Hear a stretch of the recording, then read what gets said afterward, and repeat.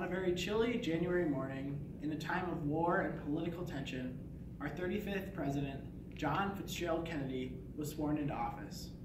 On this same day, January 20th, 1961, he delivered one of the most powerful speeches in our nation's history. Hi, I'm Marshall Lane, and today I'm going to be discussing John F. Kennedy's inaugural address. In this speech, the President tries to unify not only the citizens of America, but all of mankind in a call of duty to protect our human rights and to bring peace back into our world. As I said before, this was a time of war. The Cold War was at its peak, and the United States was receiving several nuclear threats from the Soviet Union. As he delivered this speech in front of the United States Capitol in Washington, D.C., he was trying to persuade the population of the world to come together to bring peace throughout the world. Here's an excerpt from JFK's famous speech. Let every nation know, whether it wishes us well or ill, that we shall pay any price, bear any burden, meet any hardship, support any friend, oppose any foe, to assure the survival and the success of liberty. This much we pledge, and more. To those old allies whose cultural and spiritual origins we share, we pledge the loyalty of faithful friends. United, there is little we cannot do in a host of cooperative ventures. Divided, there is little we can do, for we dare not meet a powerful challenge at odds and split asunder. To those new states from whom we welcome the ranks of the free, we pledge our word that one form of colonial control shall not have passed away merely to be replaced by a far more iron tyranny. We shall not always expect to find them supporting our view, but we shall always hope to find them strongly supporting their own freedom. And to remember that, in the past, those who foolishly sought power by riding the back of the tiger ended up inside. To those people in the huts and villages of half the globe struggling to break the bonds of mass misery, we pledge our best efforts to help them help themselves, for whatever period is required, not because the communists may be doing it, not because we seek their votes, but because it is right. If a free society cannot help the many people who are poor, it cannot save the few who are rich. To our sister republics south of the border, we offer a special pledge to convert our good words into good deeds in a new alliance for progress, to assist free men and free governments in casting off the chains of poverty. But this peaceful revolution of hope cannot become the prey of the hostile powers.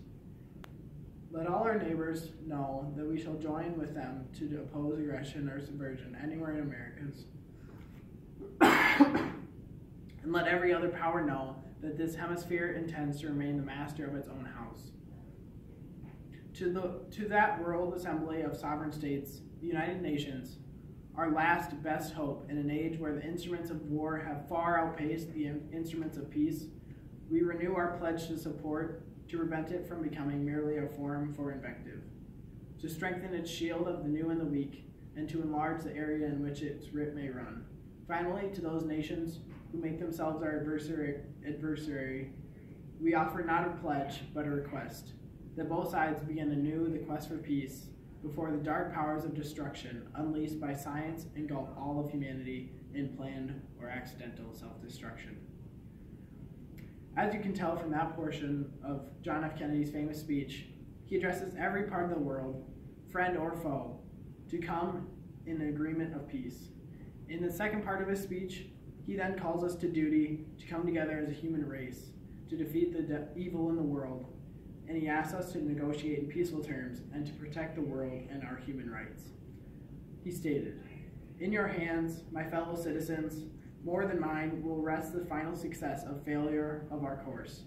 Since this country was founded, each generation of Americans has been summoned to give testimony to its national loyalty.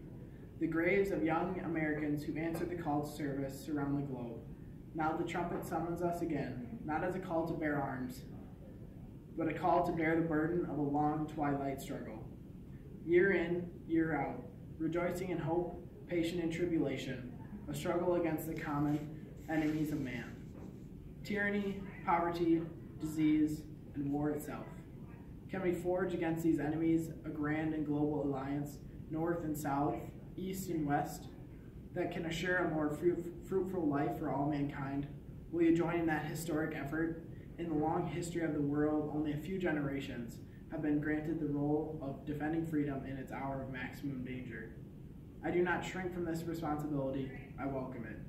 I do not believe that any of us would exchange places with any other people of our generation.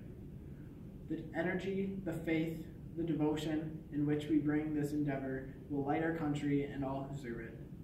And the glow from the fire can truly light the world. And so, my fellow Americans, ask not what your country can do for you. Ask what you can do for your country. My fellow citizens of the world, ask not what America will do for you, but what together we can do for freedom of man. Finally, whether you are citizens of America or a citizen of the world, ask of us here the same high standards of strength and sacrifice which we ask of you. With a good conscience, our only sure reward, with history the final judge of our deeds, let us go forth to lead the land we love, asking his blessing and his help, but knowing that here on earth God's work must truly be our own. In this time of war and tension, John F. Kennedy delivered this speech for two main reasons. One, to unify the citizens of America with all of mankind, and two, to call his audience, from those in front of him in Washington, D.C., to people listening across the globe, to order. He stated at the very beginning of this speech that we have the power to abolish all forms of life on this earth, and that we must come together to prevent this from happening. This speech will always be one of the most powerful speeches in our nation's history, especially because of the circumstances our president was under during these scary times. Thank you for listening.